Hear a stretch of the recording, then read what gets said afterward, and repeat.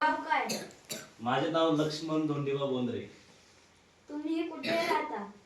मी आपल्या इथे मातेरेवाडीमध्ये राहतो. तुम्ही काम काय करता? मी सॉफ्टवेअर इंजिनिअरिंग, मी माझं शिक्षण इंजिनिअरिंग केलेले आहे आणि मी ॲज अ सॉफ्टवेअर टेस्टिंग मध्ये होतो आधी.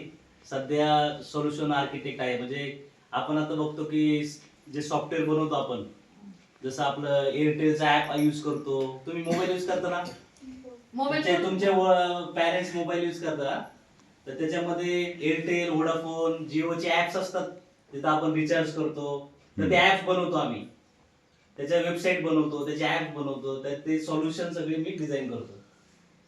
तुम्ही हे काम किती वर्ष करत आहात? मला आता ऑलमोस्ट 16 वर्ष झाले.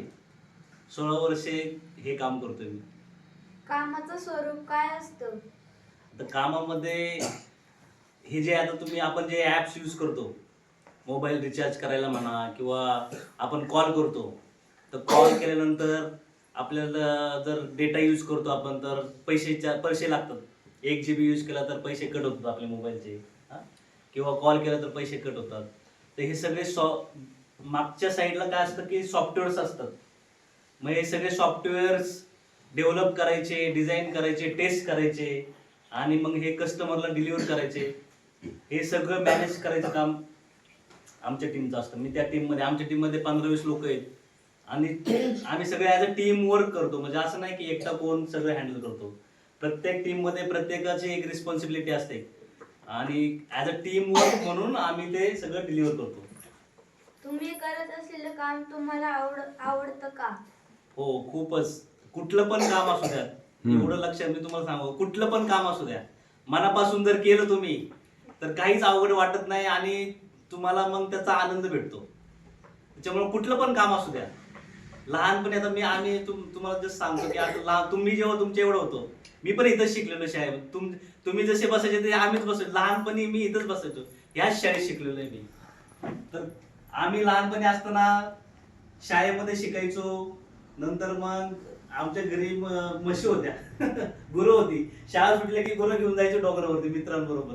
पण त्यावेळेसचा जो आनंद होता, आता जरी आठवलं तरी आम्हाला असं वाटतं अरे ते दिवस खूप मस्त होते.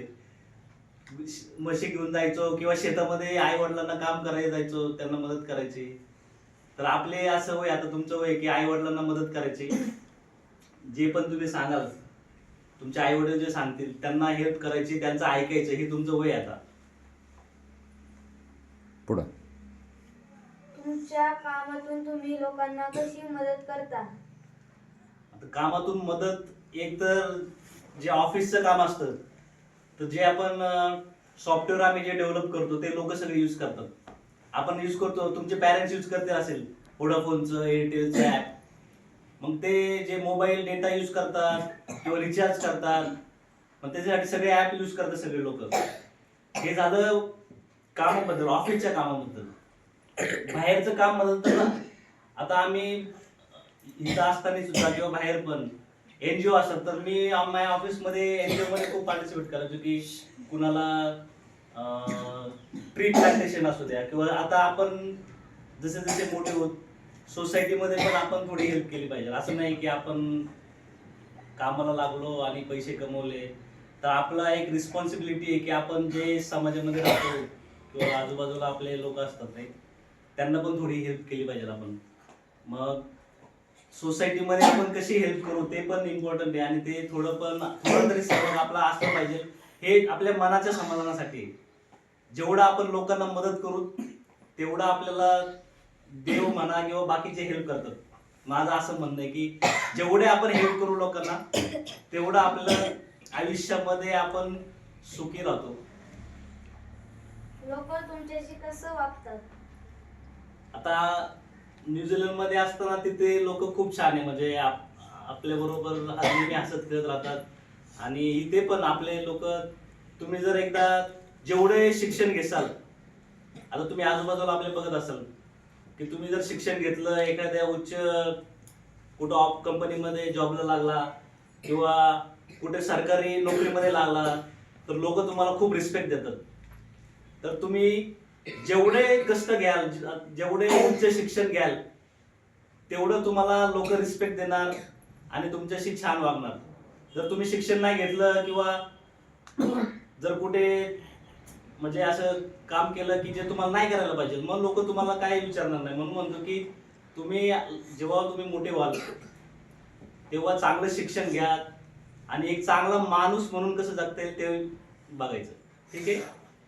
एक वेळ तुम्हाला सपोज एखादी चांगली नोकरी नाही लागली किंवा तुम्ही घरी सपोज आपली शेती असेल, शेती कराल किंवा काही बिझनेस कराल, काही पण व्यवसाय कराल, पण आपण एक चांगला माणूस म्हणून समाजामध्ये आपण कसं राहता येईल, आपल्याला आपल्या आई वडिलांची कशी काळजी घेता येईल, ते खूप इम्पॉर्टंट आहे.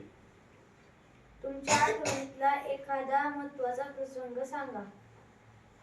आठवणीतला प्रसंग जो माझ्या आयुष्याची, म्हणजे मी पण तुम्हाला सांगितलं की मी पण तुमच्यासारखाच एक विद्यार्थी होतो. आधी इथे शिकलो 4थी पर्यंत. मग आपल्या गावातली शाळा आहेत 10वी पर्यंत, 6वी ते 10वी. पण 10वी पर्यंत मी गावातल्या शाळेत शिकलो. तर तेव्हा असंच प्रसंग होता की मी जेव्हा 9वीला होतो तेव्हा आमच्या शाळेमध्ये एक आता जसे IT कंपनी आहेत आपल्या आजूबाजूला, मग काही लोक यायचे भेटायला आपल्या कॅम्प मधून, नाही का, की परिसर स्वच्छ करायला आपल्या गावाचा, असं कॅम्प यायचे पोरांचे जे IT कंपनीमध्ये कामाला आहेत.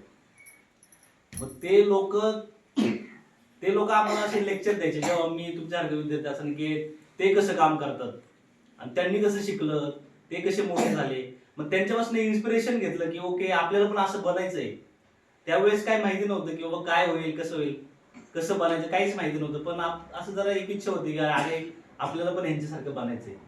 असं एक इच्छा असते की वा अरे हे किती छान राहतात, हे किती छान जॉबला आहेत, नाही का, IT मध्ये. मग